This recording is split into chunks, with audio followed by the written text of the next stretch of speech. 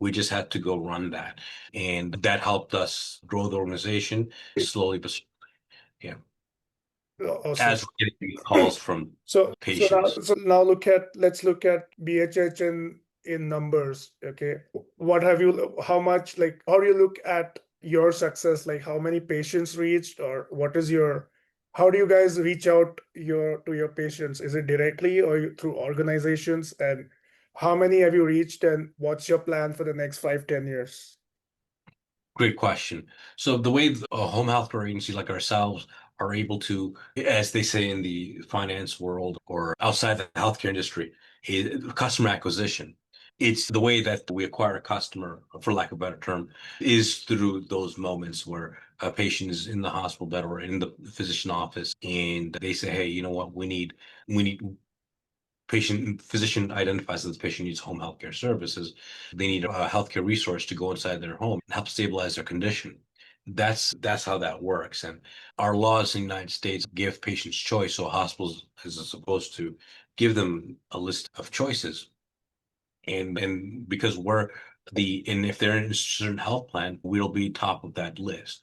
And we'll be the recommended organization because we work better and more collaboratively, more intentionally with that organization.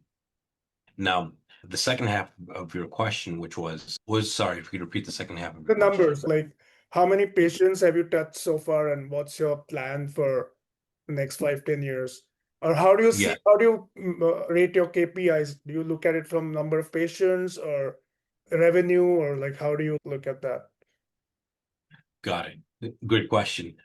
We like to see growth by how much we do for an organization, how many organizations we partnered with. To us, that's more important because when we partner with an organization, that allows us to use our innovative thinking and our skill sets that we already have. We can grow.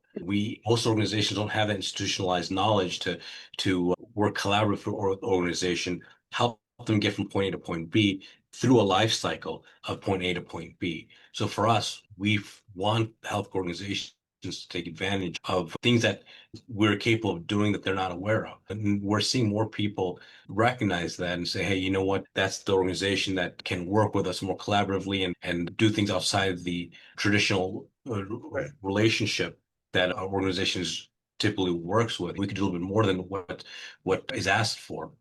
So that's how our organization sees growth, is to have more partners and onboard more collaborative partners year over year. Because when we do good work, success follows, the revenue follows. How many organizations are you working with I think only in Chicago, right?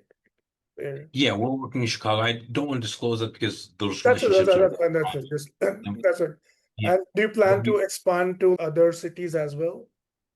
yes, we do plan on expanding to other cities, but not through transactional mechanisms. We want to help governments to help them unlock the value they're trying to unlock, whether it's Canada or Ireland or whether it's someone in the States, such as Florida, West Virginia, Connecticut. I'm just name dropping names of states. Those are some of the things that's how we want to grow. We want to grow through solving a problem, helping those organizations get to, or governments get to where they want to be from point A to point B, help them actualize the cost savings and improve the health quality of their patient population.